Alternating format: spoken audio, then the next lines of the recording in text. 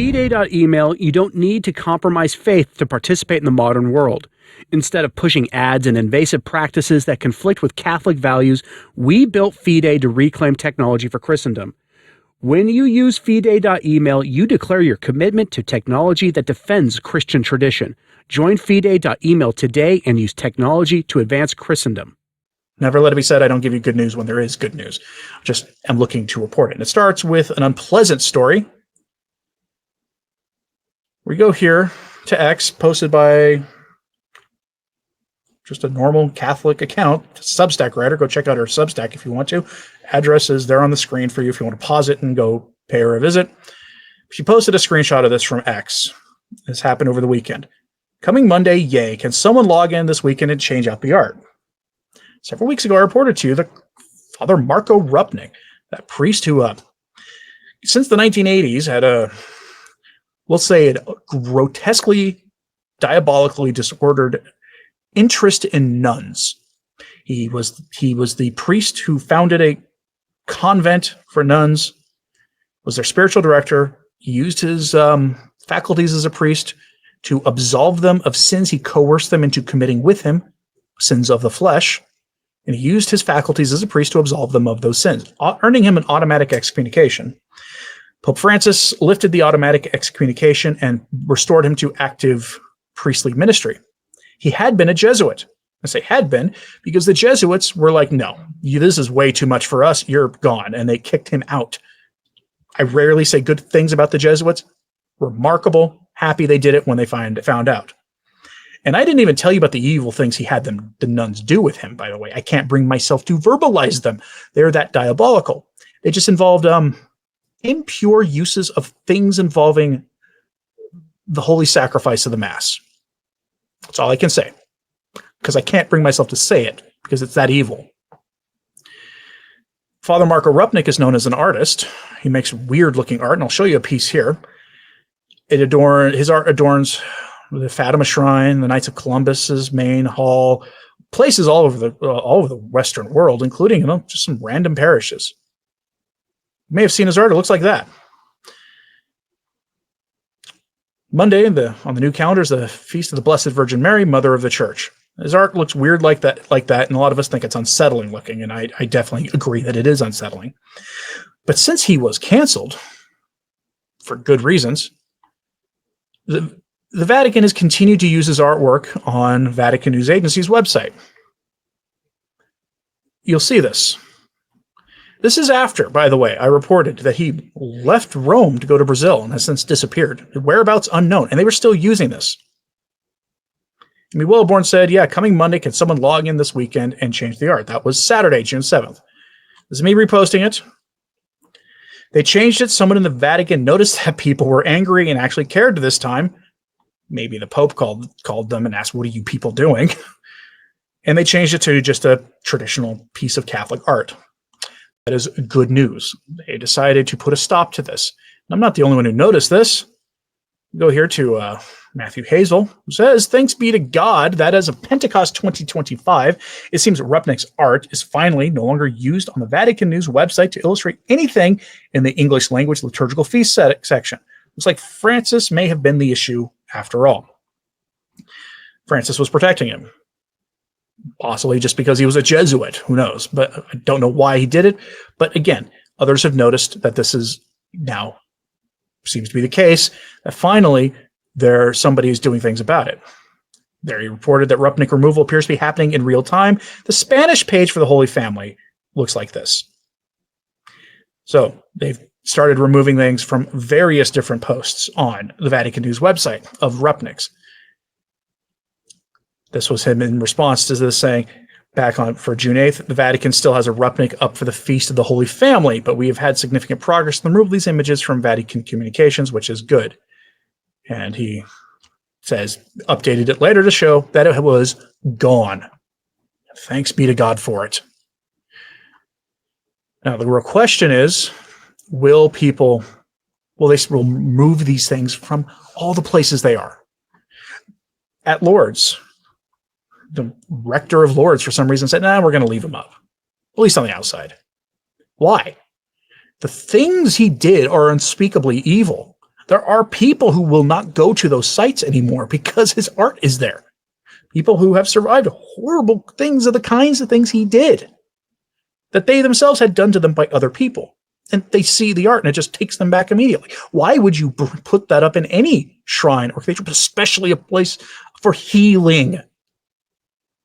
It's like people don't have faith. They go, oh, this thing was expensive. We can't take it down. I'm sorry. It was expensive. Take it down. I'm sure some rich Catholics are out there who would happily donate to help replace those frescoes with something else. If you just do the right thing. One of the things you learn in life is if you trust in God during a time of trial, God will generally be there for you in one way or the other. It might be his purpose that you go through the trial. But if you trust in God, things will be okay. As a general rule. You ever wondered why this stuff doesn't get taken down? Why they tolerate this stuff? Timo says the Lord's art is in your face. It absolutely is. It's that way in almost every place. John Paul II's shrine, Fatima, in any place it is, it's jarring because it's just something off about it. But if you ever wonder why they don't take it down, the man I call the professional Francis fan fiction writer, I posted the screenshot to the Return to Tradition Facebook page. If you are on Facebook, consider giving it a follow. I don't post my videos there, but I do post things there of all kinds.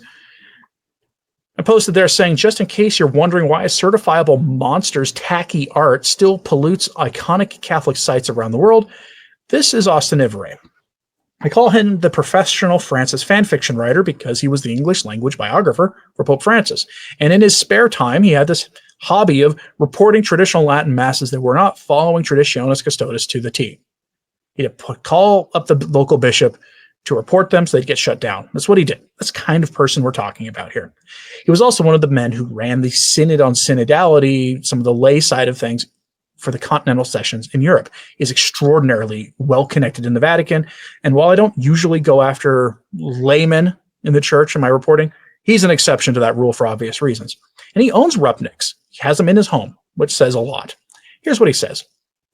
Sacraments are ex opere operato. Why not a great religious artist's work?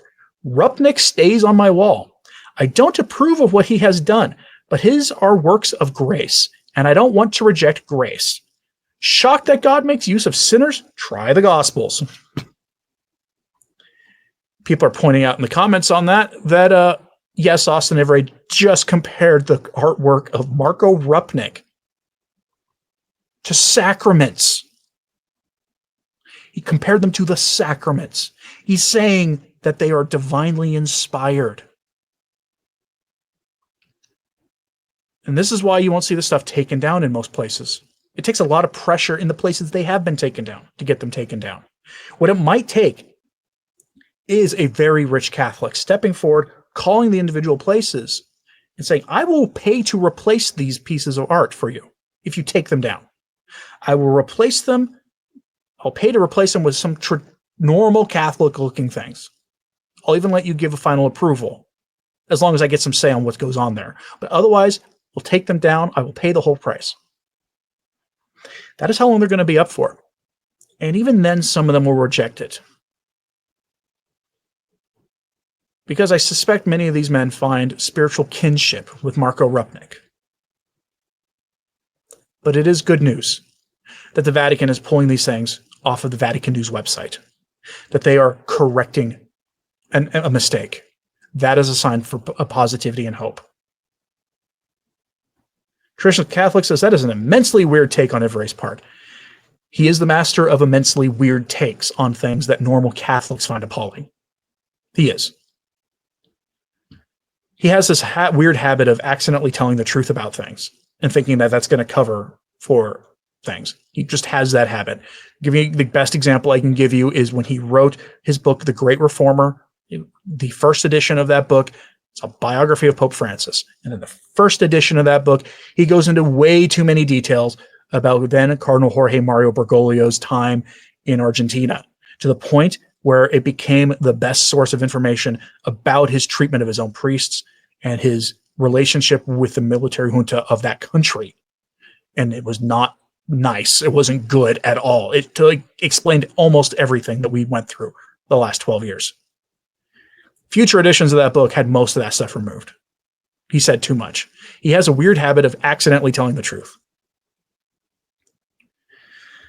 ICLT says, I really prefer the Renaissance art. It is stunning. You cannot beat classic Catholic art. You simply cannot.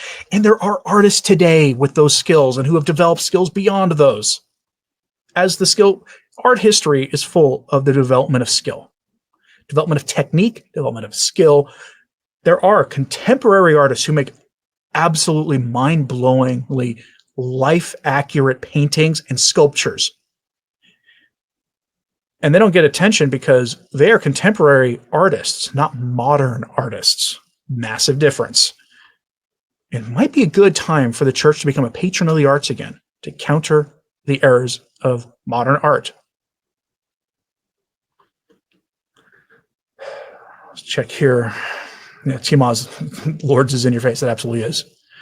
He also used the free super chat that all channel members get. If you're a member of the channel, have that free super chat they give you once a month. It's true for any channel you're on. Make sure to use it. You are paying for it. I'm going to wrap this up. Let me know what you think of this in the comments, please. Are you happy to see Marco Rupnik's art taken down? Are you wondering why it doesn't get taken down in other places? Maybe others will follow the Vatican's lead on this. But let me know what you think about this in the comments, please. Hit like and subscribe if you haven't. It certainly does help. Sharing this on social media helps a lot too. And as always, pray for the church. I'm Anthony Stine. Ave Maria.